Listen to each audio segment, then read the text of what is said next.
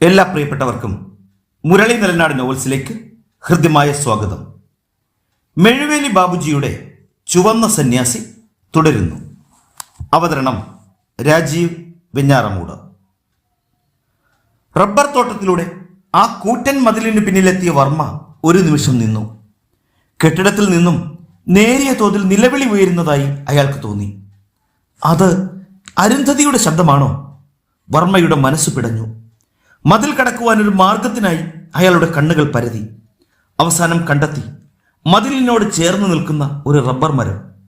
ഒരു വിധേന അയാൾ അതിൽ കയറി മതിലിന് പുറത്തുകൂടി അപ്പുറത്തേക്ക് ചാടി. അവിടെയൊക്കെ ഒരുതരം ചെടികൾ വളർന്നു നിൽക്കുകയായിരുന്നു. രണ്ടാം നിലയിൽ നിന്നാണ് നിലവിളി ഉയരുന്നത്. അയാൾ ഭിത്തിയോട് ചേർന്നുള്ള പൈപ്പിലൂടെ ഷെയ്ഡിൽ പിടിച്ചു കയറി. അതുവഴി നിലവിളി കേട്ട ഭാഗത്തേക്ക് നീങ്ങി. അവിടെ ഒരു ജനാല തുറന്നു കിടക്കുകയായിരുന്നു. അതിലൂടെ അകത്തേക്ക് നോക്കിയ വർമ്മ നടുങ്ങിപ്പോയി. അരുന്ധതിയെ 4 പേർ ചേർന്ന്. എടാ! പരിസരം മറന്ന് അലറിപ്പോയി അയാൾ. ആ ശബ്ദം കെട്ടിടത്തെയാകെ പിടിച്ചുലച്ചു. അരുന്ധതിയുടെ നിലവിളി ഇടയ്ക്ക് വെച്ച് മുറിഞ്ഞു. ജനാലയ്ക്കൽ നിൽക്കുന്ന ഭർത്താവിനെ കണ്ടപ്പോൾ തന്റെ ശരീരത്തിൽ നിന്നും ഒരുവനെ കുതറിത്തെറിപ്പിച്ച് അവൾ ചാടി എണീറ്റു. എന്നാൽ രണ്ടാമൻ അപ്പോഴേക്കും അവളെ കടന്നു പിടിച്ചു കഴിഞ്ഞിരുന്നു. വർമ്മ കെട്ടിടത്തിന്റെ ഷെയ്ഡിലൂടെ ഓടി. അയാൾ രണ്ടാം നിലയുടെ സിറ്റൗട്ടിലേക്ക് ചാടിക്കയറി. അവിടെ അടഞ്ഞു കിടക്കുന്ന ഒരു വാതിലുണ്ടായിരുന്നു. ഒറ്റ തൊഴിക്ക് വാതിലിന്റെ ബോൾട്ടുകൾ ഇളകിത്തെറിച്ചു. വാതിൽ മലർക്ക തുറക്കപ്പെട്ടു. 2 പേർ എതിരെ ഓടി വന്നു. അവർ അയാളെ കയറി പിടിച്ചു. വർമ്മ അവരെ കുതറിത്തെറിപ്പിച്ചു. വീണ്ടും തന്റെ നേരെ എത്തി ഒരുവന്റെ നാഭിയിൽ ആഞ്ഞു തൊഴിച്ചു. എന്റെ അയ്യോ എന്ന് നിലവിളിച്ചുകൊണ്ട് പിന്നോട്ട് മലർന്ന് തറയിൽ വീണ അയാൾ അവിടെ കിടന്ന് പിടഞ്ഞു. രണ്ടാമൻ അപ്പോഴേക്കും വർമ്മയെ അടിച്ചു കഴിഞ്ഞിരുന്നു. അയാൾ തിരിച്ചടിച്ചു. പൊരിഞ്ഞ സംഘട്ടനം. അയാൾ വർമ്മയെ ഉയർത്തിയെറിഞ്ഞു. വർമ്മ ടീപ്പോയുടെ മുകളിൽ ചെന്ന് വീണു. അത് നടുവെ ഒടിഞ്ഞുപോയി. അവിടെ നിന്നും എണീറ്റ വർമ്മ ശത്രുവിന്റെ അടുത്ത ആക്രമണത്തെ ചെറുക്കുകയും അയാളുടെ കൈകൾ പിന്നിലേക്ക് വളച്ചു തിരിക്കുകയും കൈമുട്ടുമടക്കി പുറത്താഞ്ഞടിക്കുകയും ചെയ്തു. ശത്രു മുന്നിൽ മുഖമടിച്ചു വീണു. വർമ്മയ്ക്ക് പാഴാക്കാൻ സമയമുണ്ടായിരുന്നില്ല. അയാൾ ശത്രുവിന്റെ പുറത്തേക്ക് ചാടി വീണ് തലമുടിയിൽ കുത്തിപ്പിടിച്ചു. ഒരു കൈ താടിയിലും മുറുക്കിയിട്ട് ശക്തിയായി തല വെട്ടിച്ചു. അയാളുടെ കഴുത്തൊടിയുന്ന ശബ്ദം വർമ്മ വ്യക്തമായി കേട്ടു. അവിടെ നിന്നെണീറ്റ് അയാൾ കുതിച്ചു കഴിഞ്ഞു. 1-2 മുറികൾ പിന്നിട്ട് അയാൾ എത്തിയത് മഹാഗുരുജിയുടെ മുന്നിലായിരുന്നു. ആട്ടുകട്ടിലിൽ കിടന്ന് ശാന്തനായി പുഞ്ചിരിക്കുന്നു അയാൾ. വർമ്മയെ കൗതുകത്തോടെ നോക്കിക്കൊണ്ട് ഒന്നും അറിയാത്തവനെ പോലെ അയാൾ തിരക്കി. എന്താണ് മകനെ? ഒരു നിമിഷം അവിടെ തറഞ്ഞു നിന്നുപോയി വർമ്മ. ഇവിടെ മഹാഗുരുജിയെ ഒരിക്കലും പ്രതീക്ഷിച്ചതല്ലോ. താൻ ഏറ്റവും കൂടുതൽ ആരാധിക്കുകയും ബഹുമാനിക്കുകയും ചെയ്യുന്ന ദിവ്യൻ. പക്ഷേ അടുത്ത മുറിയിൽ നിന്നും വീണ്ടും അരുന്ധതിയുടെ ശബ്ദം കേൾക്കുന്നു. അയാൾ അവിടേക്ക് കുതിക്കാൻ നേരം മഹാഗുരുജി പറഞ്ഞു, നിൽക്ക്. വർമ്മ അയാളെ തുറച്ചു നോക്കി. പ്രകൃതി കൽപ്പിച്ചു കൊടുത്തിരിക്കുന്ന കർമ്മം ചെയ്തുകൊണ്ടിരിക്കുന്നവരെ ഒരിക്കലും ശല്യപ്പെടുത്തരുത്. കള്ള സന്യാസി. വർമ്മ ആട്ടുകട്ടിലിനടുത്തേക്ക് ഓടിച്ചെന്നതും ഒറ്റ തൊഴിയായിരുന്നു. മഹാഗുരുജി കട്ടിലിൽ നിന്നും ഉരുണ്ട് തറയിലേക്ക് വീണു. നീയാണോടാ സന്യാസി? ചോദിച്ചുകൊണ്ട് വീണ്ടും വർമ്മ അയാളെ ചവിട്ടി. പിന്നെ തിരിഞ്ഞ് അടുത്ത മുറിയിലേക്ക് ഓടി. അരുന്ധതിയെ ആക്രമിച്ചുകൊണ്ടിരുന്നവന്മാർ വർമ്മയുടെ അടിയേറ്റ് ചിതറി. വർമ്മേട്ട! അവൾ പൊട്ടിക്കരഞ്ഞു. അയാൾ കൈ നിവർത്ത് അവളുടെ കരണത്തൊന്നു കൊടുത്തു. ശബ്ദിക്കരുത് നീ! അരുന്ധതി കീറിപ്പറഞ്ഞ വസ്ത്രങ്ങൾ കൊണ്ട് നഗ്നത മറച്ചു. മുറിയുടെ മൂലയിൽ ചാരി വെച്ചിരുന്നൊരു മാൻകൊമ്പ് വർമ്മയുടെ കണ്ണിൽ തടഞ്ഞു. ഞൊടിയിടയിൽ അയാൾ അത് കവർന്നെടുത്തു. അടുത്ത സെക്കൻഡിൽ യുവാക്കന്മാരിൽ ഒരാളുടെ മാരടം പിളർത്തിക്കൊണ്ട് കൊമ്പ് അപ്പുറത്തെത്തി. ആ രംഗം കണ്ട് മറ്റുള്ളവർ ഭയന്ന് പിന്നോട്ട് മാറി. കുത്തേറ്റവൻ നിന്ന് വിറച്ചു. വർമ്മ കൊമ്പ് വലിച്ചൂരി. ചോര ചീറ്റിയൊഴുകി. അവൻ പിന്നോട്ട് മറിഞ്ഞു. മറ്റുള്ളവർ പുറത്തേക്ക് പാഞ്ഞുപോയി. വർമ്മയുടെ കണ്ണുകൾ വീണ്ടും അരുന്ധതിയിൽ പതിഞ്ഞു. നടക്കടി പുറത്തേക്ക്, ബാക്കി അങ്ങ് ചെന്നിട്ട്. വർമ്മേട്ട! അവൾ പൂർത്തിയാക്കുവാൻ അയാൾ സമ്മതിച്ചില്ല. അവൾക്കു നേരെ രക്തമൊലിക്കുന്ന മാൻകൊമ്പ് നീട്ടി. ഒരു കൊലപാതകം കൂടി നടത്തുവാൻ എനിക്ക് യാതൊരു മടിയുമില്ല. അയാൾ അവളുടെ തലമുടിക്ക് കുത്തിപ്പിടിച്ച് പുറത്തേക്ക് വലിച്ചിഴച്ചു. എവിടെടേ നിന്റെ കുഞ്ഞ്? അരുന്ധതി ഞെട്ടി. വർമ്മേട്ടൻ എല്ലാം അറിഞ്ഞിരിക്കുന്നു. ഇനി തനിക്ക് ഈ മുഖത്ത് നോക്കാനുള്ള അർഹതയില്ല. ഞൊടിയിടയിൽ അവൾ അയാളുടെ കയ്യിൽ നിന്നും മാൻകൊമ്പ് തട്ടിപ്പറിച്ചു. വർമ്മയ്ക്കൊന്നും ചെയ്യാൻ കഴിയും മുമ്പ് സ്വന്തം നെഞ്ചിൽ അവൾ കുത്തിയിറക്കി. അരുന്ധതി! വർമ്മ അലറി. തറയിൽ വീണ് പിടയുകയായിരുന്നു അവൾ. അയാൾ അവൾക്കരികിലിരുന്നു. അവൾ ചോരയിൽ കുളിക്കുകയാണ്. വർമ്മേട്ട, തളർന്ന ശബ്ദം അവളുടെ നാവിൽ നിന്നുയർന്നു. മാപ്പ്, ഒരുപാട് തെറ്റ് ഞാൻ ചെയ്തു ചേട്ടാ. ഒന്നും മനഃപൂർവ്വമായിരുന്നില്ല, ചതിക്കുകയായിരുന്നു. എല്ലാവരും. എൻ്റെ കുഞ്ഞിവിടെയുണ്ട്. ചേട്ടൻ അവളെ നമ്മുടെ മോളായി വളർത്തണം. എന്നോട് പൊറുക്കണം.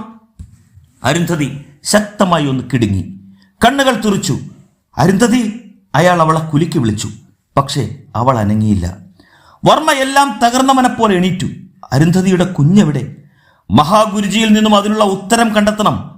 അങ്ങനെ ചിന്തിച്ചുകൊണ്ട് അയാൾ പുറത്തേക്ക് വന്നപ്പോൾ മുന്നിൽ മഹാഗുരുജി. വലതു കൈയിൽ അയാളുടെ നേരെ ചൂണ്ടപ്പെട്ട റിവോൾവർ.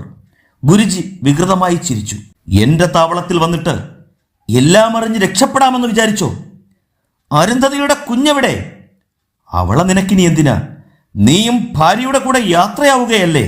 പറഞ്ഞു നിർത്തും മുമ്പ് വർമ്മ ഗുരുജിയുടെ കയ്യിൽ നിന്നും റിവോൾവർ തട്ടിത്തെറിപ്പിച്ചിട്ട് കൈ ചുരുട്ടി മുഖമടച്ചൊരിടി കൊടുത്തു. ഗുരുജി പിന്നോട്ട് വേച്ചുപോയി. എങ്കിലും പെട്ടെന്ന് ബാലൻസ് പിടിച്ചു നിന്നിട്ട് തിരിഞ്ഞാക്രമിച്ചു. ഗുരുജി തന്നേക്കാൾ ശക്തനാണെന്ന് ചില സെക്കൻഡുകൾ കൊണ്ട് തന്നെ വർമ്മയ്ക്ക് മനസ്സിലായി. പിന്നെ അവിടെ നടന്നത് ഒരു ജീവൻ മരണ പോരാട്ടമാണ്. രണ്ടുപേരിൽ ഒരാളെ അവശേഷിക്കൂ. അതാരാകണം? ഇരുവരും ചിന്തിച്ചത് അത് തന്നെയായിരുന്നു. ആക്രമിച്ചും ചെറുത്തുനിന്നും ഇരുവരും ഒരുപോലെ മുന്നേറി. ഗുരുജിയെ അടിച്ചാട്ടുകെട്ടിലേക്ക് ഇട്ടിട്ട് വർമ്മയും മുകളിലേക്ക് തന്നെ വീണു.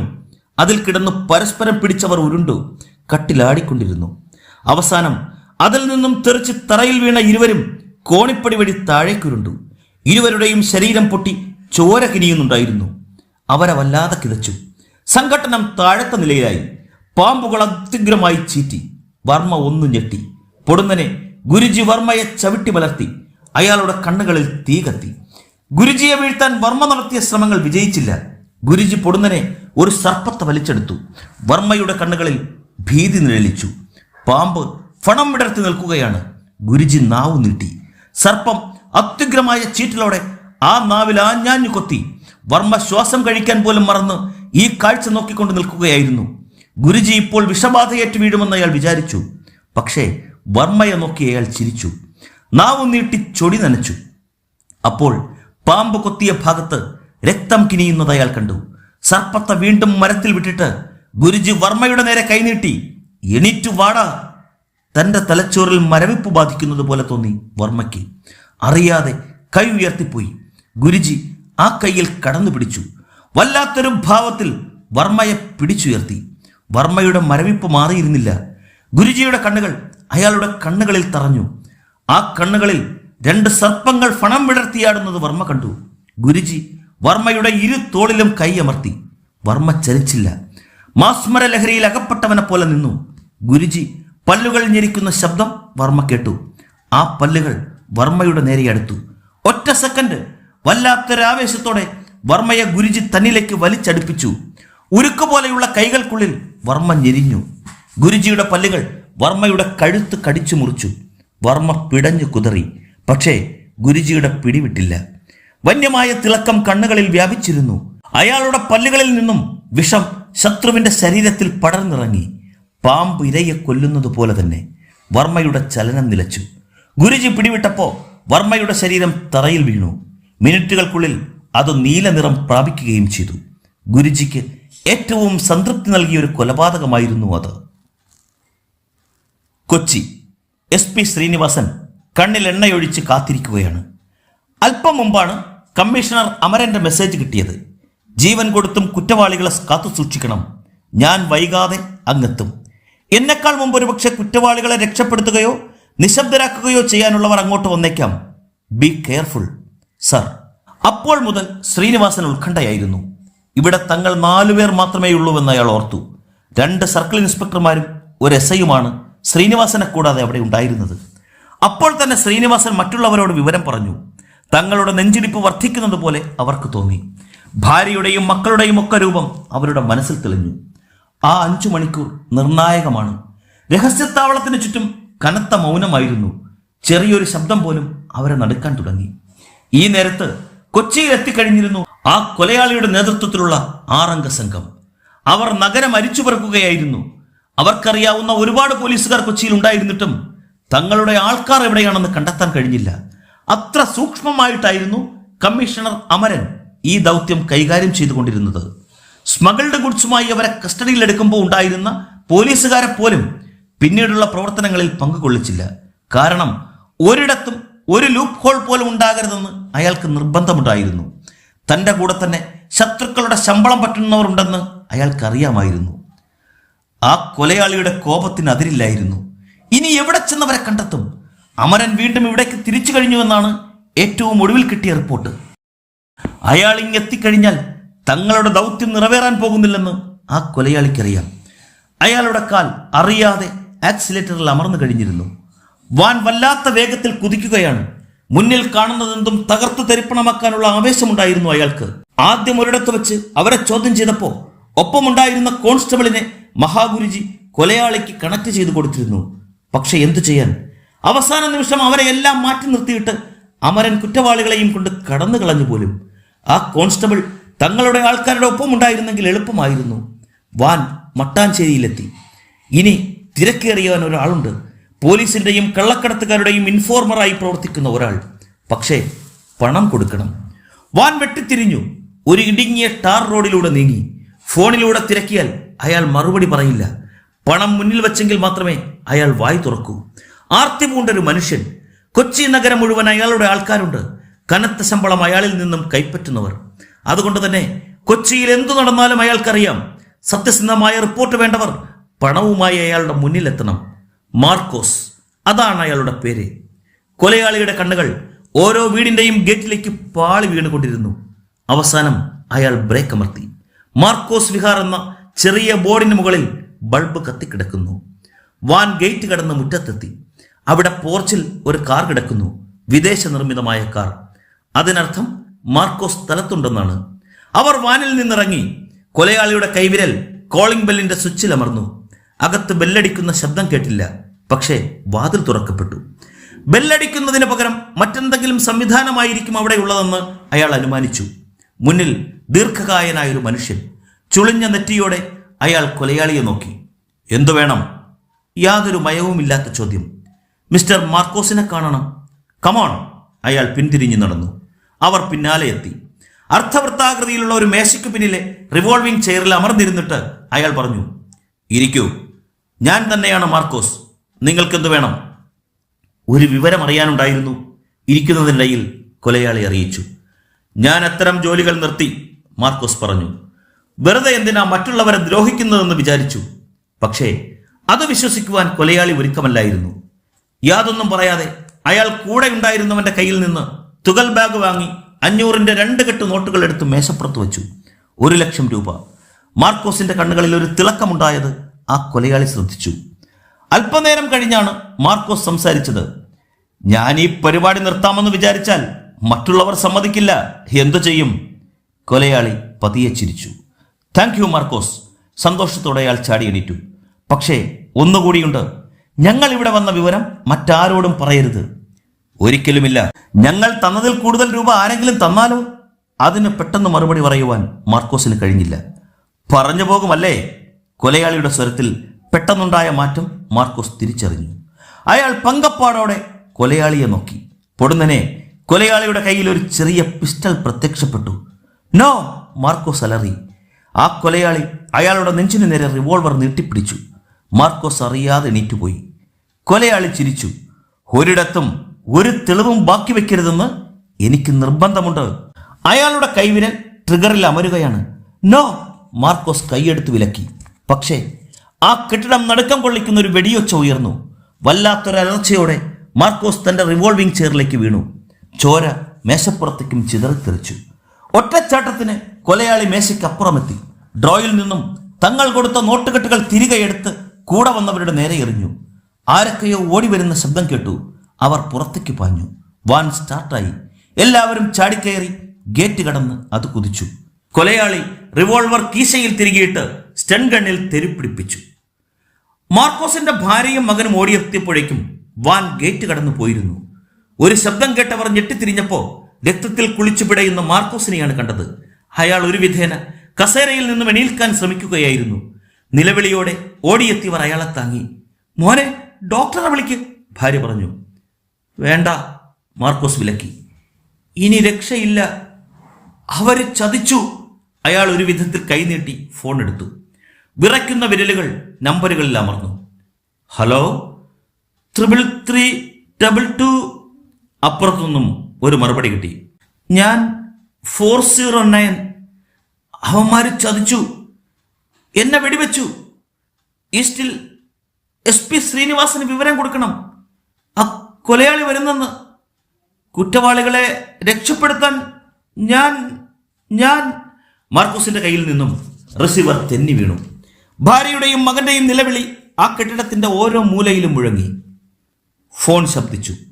SP ശ്രീനിവാസൻ അറ്റൻഡ് ചെയ്തു. അപ്പുറത്തെ സംസാരം 1 മിനിറ്റോളം നീണ്ടു.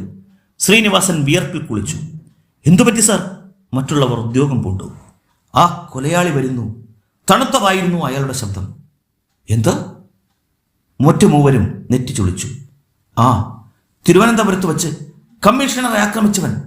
അയാൾ ഇത്ര വേഗം ഇങ്ങെത്തി? ആ, SP സംഭവം ചുരുക്കത്തിൽ പറഞ്ഞു കേൾപ്പിച്ചു. ഇനിയിപ്പോ എന്തു ചെയ്യും? നിലവിളി പോലെയായിരുന്നു മറ്റുള്ളവരുടെ ശബ്ദം. അവരുടെ കയ്യിലിരിക്കുന്ന യന്ത്രത്തോക്കുകളോട് മുട്ടുവാൻ നമ്മുടെ റിവോൾവറുകൾക്കാകുമോ? കടുത്ത ചിന്തയിലായിരുന്നു ശ്രീനിവാസനും.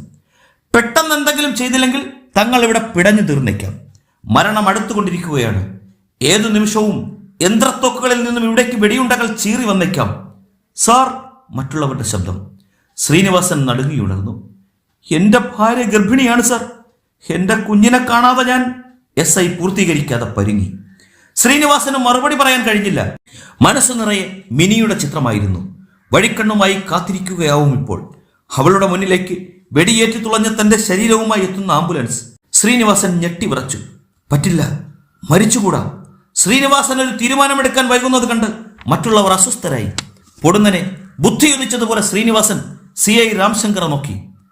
താനാ വാനിറക്ക്. നമുക്ക് കുറ്റവാളികളുടെ ജീവനും നമ്മുടെ ജീവനും രക്ഷിക്കേണ്ടിയിരിക്കുന്നു. അത് കേട്ടതേ CI രാംശങ്കർ പുറത്തേക്ക് പാഞ്ഞു. ബാക്കിയുള്ളവരുമായി SP അകത്തേക്കും. കുറ്റവാളികളെ അവിടെ ബന്ധിച്ചിട്ടിരിക്കുകയായിരുന്നു. അവരെ വലിച്ചിഴച്ച് പുറത്തു കൊണ്ടുവന്നപ്പോഴേക്കും രാംശങ്കർ വാൻ നീക്കിയിട്ടിരുന്നു. അവരെ അതിനുള്ളിലേക്ക് കയറ്റിയിട്ട് പോലീസ് ഉദ്യോഗസ്ഥന്മാരും ചാടിക്കയറി. രാംശങ്കർ അത് മുന്നോട്ടെടുത്തു. മുൻ സീറ്റിൽ തന്നെയായിരുന്നു SP ശ്രീനിവാസനും. അമരൻ സാർ തിരിച്ചെത്തുന്നതുവരെ നമ്മൾ യാത്ര ചെയ്തുകൊണ്ടിരിക്കണം. വാൻ പാഞ്ഞു. മിനിറ്റുകൾ കഴിഞ്ഞപ്പോൾ കൊലയാളിയുടെ നേതൃത്വത്തിലുള്ള ആ ഗുണ്ടകൾ അവിടെ എത്തി. സ്റ്റൺ ഗണ്ണുകളുമായി അവർ കെട്ടിടത്തിനുള്ളിലേക്ക് കുതിച്ചു. പക്ഷേ ശൂന്യമായ മുറികൾ കണ്ടപ്പോ അയാൾ പല്ലു ഞെരിച്ചു. സ്കൗണ്ട്രൽസ്, തങ്ങൾ കബളിപ്പിക്കപ്പെട്ടിരിക്കുന്നു. ഇനി മാർക്കോസ് അപകടം മുന്നിൽ കണ്ടിരുന്നോ? അതുകൊണ്ട് തങ്ങളോട് കള്ളം പറഞ്ഞതാണോ? ആശ്രമത്തിനുള്ളിലേക്ക് കൊച്ചിയിൽ നിന്ന് ആ കൊലയാളി അയച്ച മെസ്സേജ് എത്തി. അത് കേട്ട് മഹാഗുരുജിക്ക് കലി വന്നു. ഒന്നും ഇതുവരെ നടന്നില്ലെന്ന്, കിളികൾ രക്ഷപ്പെട്ടുവെന്ന്. ആ കൊലയാളിയുടെ കാലവും അവസാനിക്കുകയാണെന്ന് മഹാഗുരുജിക്ക് തോന്നി. തന്നോടൊപ്പം 10 വർഷത്തോളം പ്രവർത്തിച്ചിട്ടുള്ളവനാണ് അവൻ. ഒരിക്കലും പരാജയമെന്തെന്നറിഞ്ഞിട്ടില്ലാത്തവൻ. തനിക്കു വേണ്ടി അവൻ എത്രയെത്ര തലകളാണ് അറുത്തു തള്ളിയിരിക്കുന്നത്. കൊല്ലപ്പെടേണ്ട ആളിന്റെ പേര് ഉച്ചരിച്ചു കഴിയുമ്പോഴേക്കും അയാൾ വാൾ വീശുമായിരുന്നു. എന്നാൽ മഹാഗുരുജി പെട്ടെന്നോർത്തു, ആ കൊലയാളിക്ക് മാത്രമല്ലല്ലോ കണക്ക് കൂട്ടലുകളിൽ പിഴവ് പറ്റിക്കൊണ്ടിരിക്കുന്നത്. തങ്ങൾക്കെല്ലാവർക്കുമുണ്ടല്ലോ. മഹാഗുരുജിയുടെ അന്തരംഗം പുകഞ്ഞു. അയാൾ ഫോണിനരികിലേക്ക് നീങ്ങി. ഉറക്കത്തിലായിരുന്ന ചീഫ് മിനിസ്റ്റർ ദിവാകരൻ ഞെട്ടിയുണർന്നു. അസ്വസ്ഥതയോടെ കൈനീട്ടി റിസീവർ എടുത്തു. ഹലോ, ഞാനാണ്. മഹാഗുരുജിയുടെ ശബ്ദം അദ്ദേഹം തിരിച്ചറിഞ്ഞു. എന്താ സ്വാ?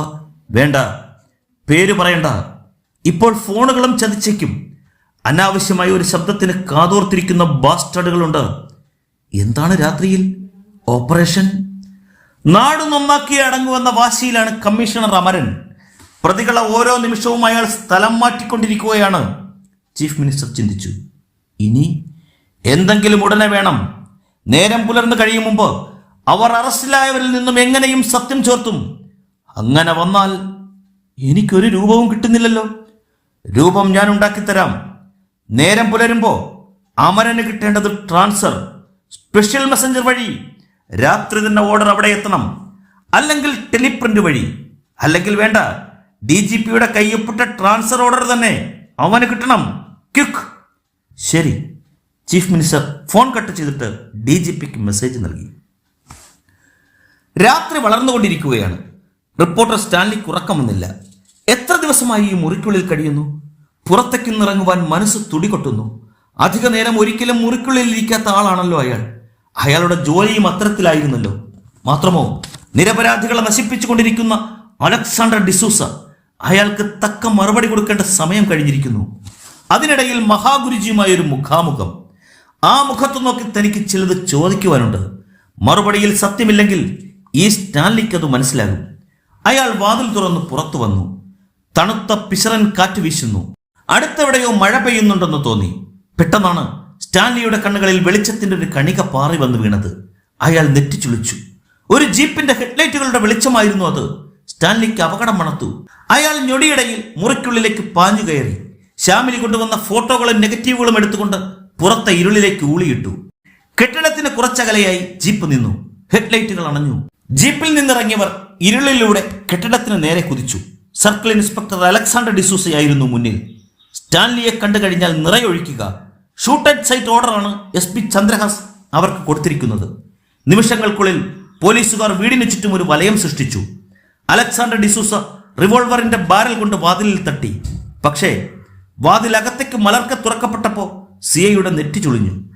ടോർച്ചിന്റെ വെളിച്ചം അകത്തേക്ക് പാഞ്ഞു ചെന്നു. മിടിക്കുന്ന ഹൃദയവുമായി അലക്സാണ്ടർ അകത്തേക്ക് ചുവടുകൾ വെച്ചു. മുറിയിലെ സ്വിച്ച് കണ്ടുപിടിച്ചിട്ട് ലൈറ്റ് ഇട്ടു. കെട്ടിടം മുഴുവൻ അരിച്ചു പെറുക്കിയിട്ടും അതിനുള്ളിൽ സ്റ്റാൻലിയെ കണ്ടെത്താൻ കഴിഞ്ഞില്ല. പക്ഷേ ഒന്നയാൾക്ക് ഉറപ്പായിരുന്നു, അവിടെ ആരോ താമസിച്ചിരുന്നു. അതിനുള്ള തെളിവുകളൊക്കെ അവിടെ ഉണ്ടായിരുന്നു. പോലീസ് സ്റ്റേഷൻ ഏതാണ്ട് 1 കിലോമീറ്റർ അകലെയാണ് CI അലക്സാണ്ടർ ഡിസൂസയുടെ വാടക വീട്. അർദ്ധരാത്രി കഴിഞ്ഞു. പോലീസ് ജീപ്പ് കെട്ടിടത്തിന് മുന്നിൽ വന്നു നിന്നു. അതിന്റെ ഡ്രൈവിംഗ് സീറ്റിൽ നിന്നും അലക്സാണ്ടർ ഡിസൂസ ഇറങ്ങി. പോലീസുകാരെ സ്റ്റേഷനിൽ ഇറക്കിയിട്ട് പോരുകയായിരുന്നു അയാൾ. ഡിസൂസ മുറിയിൽ കയറി വാതിലടച്ചു. യൂണിഫോം അഴിച്ചെറിഞ്ഞു. ഛേ, വല്ലാത്ത ടെൻഷനിലായിരുന്നു അയാൾ. സ്റ്റാൻലിക്ക് വേണ്ടി ഇത് എത്രാമത്തെ ഓപ്പറേഷനാണ്? സ്കൗണ്ടറൽ. പല്ല് കടിച്ചുകൊണ്ട് അയാൾ അലമാര വലിച്ചു തുറന്നു. അതിൽ നിന്നൊരു മദ്യക്കുപ്പി വലിച്ചെടുത്തു. ഒരു ഗ്ലാസ്സിൽ കുറെ പകർന്ന് വെള്ളം പോലും ചേർക്കാതെ വലിച്ചു കുടിച്ചു. പുറം കൈകൊണ്ട് ചുണ്ടു തുടച്ചിട്ട് ലൈറ്റ് ഓഫ് ചെയ്ത് കിടക്കയിലേക്ക് വീണു. ഉറങ്ങിപ്പോയി. എത്ര നേരം കഴിഞ്ഞുവെന്നറിഞ്ഞില്ല. വാതിലിൽ ആരോ തട്ടുന്ന ശബ്ദം കേട്ടാണ് ഉണർന്നത്. മുറിയിൽ കട്ട പിടിച്ച ഇരുട്ടാണ്. അയാൾ എണീറ്റ് ലൈറ്റ് തെളിച്ചു. തല നേരെ നിൽക്കുന്നില്ല. ആരാടാ? ഞാനാ സാറേ. പേരില്ലേടാ നായിന്റെ മോനെ എന്ന് ചോദിച്ചുകൊണ്ട് വാതിൽ തുറന്ന ഡിസൂസ നെഞ്ചിൽ ശക്തമായ ചവിട്ടേറ്റ് പിന്നോട്ട് മലർന്നു. അകത്തേക്ക് കയറിയ മനുഷ്യൻ പിൻകാലുകൊണ്ട് തട്ടി വാതിലടച്ച് സാവധാനം ബോൾട്ട് ഇട്ടു. പ്രിയപ്പെട്ടവരെ, ആകാംക്ഷാഭരിതമായി ചുവന്ന സന്യാസി അടുത്ത ലക്കത്തിൽ തുടരും. ഈ കഥയെക്കുറിച്ചുള്ള നിങ്ങളുടെ വിലയേറിയ അഭിപ്രായങ്ങളും നിർദ്ദേശങ്ങളും കമന്റ് ബോക്സിൽ രേഖപ്പെടുത്തി ഞങ്ങളെ അറിയിക്കുക. മുരളി നെല്ലാട് നോവൽസിനു വേണ്ടി സ്നേഹപൂർവ്വം രാജീവ് വെഞ്ഞാറമൂട്.